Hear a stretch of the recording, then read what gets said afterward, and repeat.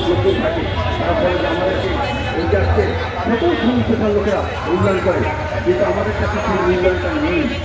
যখন মনে চায়, যখন তাকে একটু যানজট দেখি বা লোকজনের আনাগানা দেখি, তখনই তারা বাড়িঘর বৃদ্ধি করে। সম্পূর্ণভাবে বেআইনি এবং অন্যায়।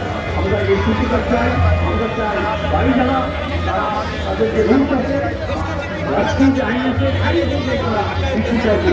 সেখানে ভারতীয় সকল সুযোগ সুবিধা দেখতে হবে।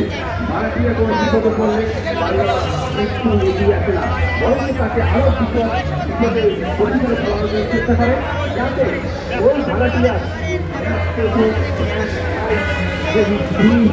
এখানে কেন আসছো?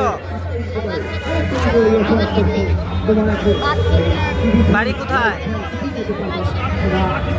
তোমার নাম কি? বলো কেন আসছো, বলো। খাবার দাবারের জন্য। বাসা কোথায়? বাসা নাই। বাবা মা কোথায় থাকো? তালতলা। এলে চলো কেমনে? কি নাম তোমার? কি নাম? রানা।